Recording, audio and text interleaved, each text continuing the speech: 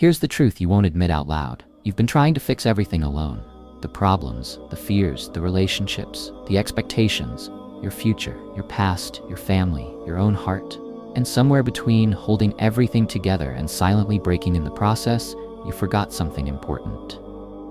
You're human, not God. It happened on a night like any other. Quiet room, dim light, everyone asleep, everyone except me. I sat on the edge of my bed, hands shaking, mind racing, chest tight as if someone was sitting on it. And I whispered into the silence a sentence that scared me more than the pain itself. I don't know what else to do. Not because I didn't try, but because I tried everything. Every idea, every plan, every solution, every bit of strength I had left, and still nothing changed. That's when I realized the most painful truth. I wasn't failing because I wasn't trying. I was failing because I was trying alone. People think exhaustion is physical, but the worst exhaustion is spiritual. It's waking up tired even after sleeping. It's smiling at people while your eyes burn behind it. It's giving advice you can't follow yourself. It's asking everyone, "How are you?" while praying nobody asks you the same. It's holding yourself together with tape and calling it strength. I kept telling myself, just push through, keep going, try harder, fix it. But what do you do when trying harder becomes the very thing breaking you? You see, nobody teaches us how to stop. Nobody teaches us how to surrender. Nobody teaches us how to let go without feeling like a failure. So we fight battles we're not built for. We chase outcomes we're not meant to control. We hold responsibilities Allah never asked us to carry. And we collapse in a war that was never ours to fight. That night when I whispered, "Ya Allah, I can't do this anymore," I expected disappointment, maybe even punishment, but instead, I felt something I didn't expect: relief. For the first time, the weight lifted a little.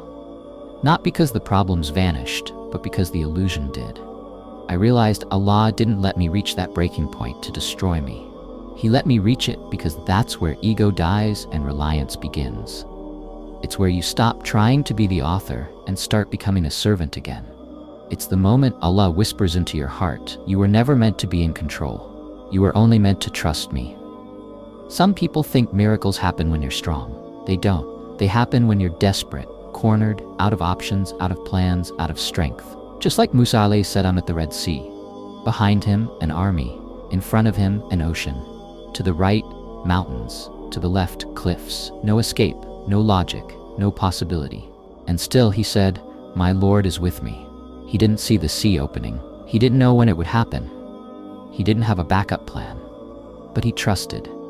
And because he trusted, the impossible broke open.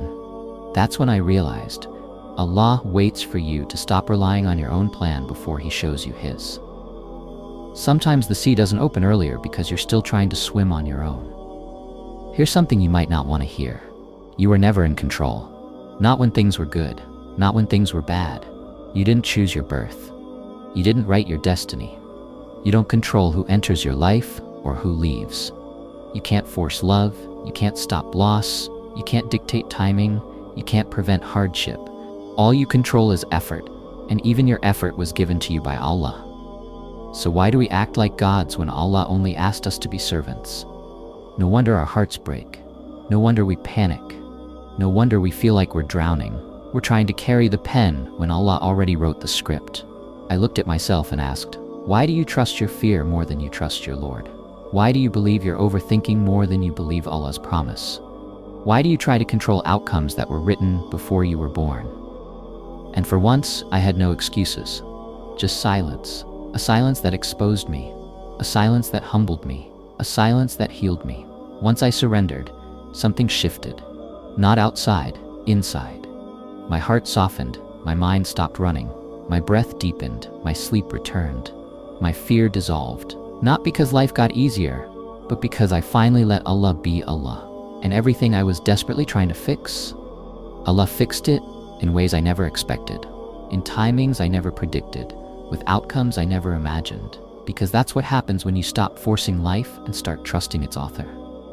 If you're listening to this and your heart is heavy, if you've been carrying burdens alone, if you're exhausted from trying to fix everything, please hear this. You don't need more strength. You just need more surrender. You don't need more control. You just need more trust. You don't need a better plan. You need deeper tawakkul. Let go. For one moment, let yourself collapse, let your tears fall, let your heart breathe, and say it. Say it from a place of truth. Ya Allah, I leave it to you. That sentence is not the end of effort. It's the beginning of peace. You tried fixing everything until you broke. But breaking is often the beginning of rebuilding. The moment you surrender is the moment Allah takes over. And when He takes over, roadblocks turn into pathways, delays turn into protection, loss turns into purification, and hardship turns into elevation. Because Allah doesn't just fix what's broken, He transforms it, He rewrites it, He beautifies it, He elevates it, He aligns it with a wisdom you can't see yet, but will one day thank Him for. I tried fixing everything until Allah reminded me that nothing was ever in my control except my trust in Him. And that day, my story didn't end, it began.